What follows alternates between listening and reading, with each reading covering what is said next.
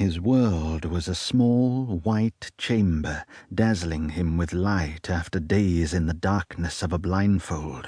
Large cushions of rich silk brocade offered ruby and ochre relief from the whiteness, and rest for his body. An empty pail for his needs in one corner, clean rose-scented water and a towel in another were the only other furnishings.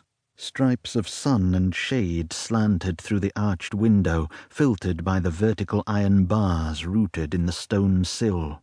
The room was well protected from invaders. Wrought in the iron were flourishes of spear and ball, but the man was in no mood to appreciate the exquisite craftsmanship of his prison, and cared not whether someone could attack him from outside. His enemies would come through the door, not through the window. Wearing black robes and swathes of black around their heads and faces, speaking soft Arabic, they would bring some kind of spicy pottage. They would untie his hands so that he could use them to stuff the mash into his mouth, and they would give him a cup of water.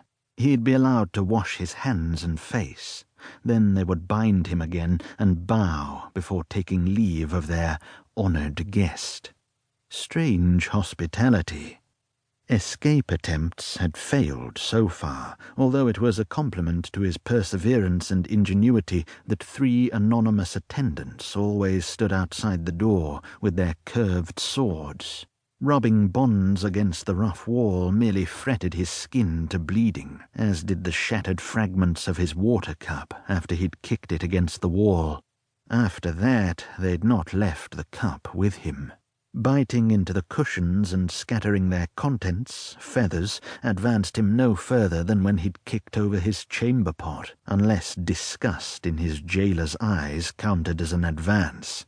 Fasting for a day while they were absent and lower mortals cleaned his mess struck him as no advance at all, but he added their obsession with cleanliness to his observations on the fine scimitar blades. The filigree patterns on the steel were no ordinary pattern welding, and they teased his memory. Who knew what would be useful, or when? His hands were tied and his balance was badly affected, but he was starting to adjust. Lying on his back and repeatedly scoring the wall under the windowsill with a big toe, he could mark the passing of knights, a dirty smudge for each, without it being noticed by the guards. The toe marks tallied 12 already, but he couldn't guess at time lost before he started counting.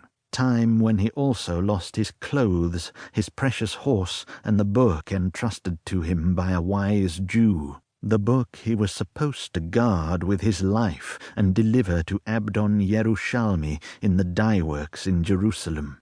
The book on which his own future depended.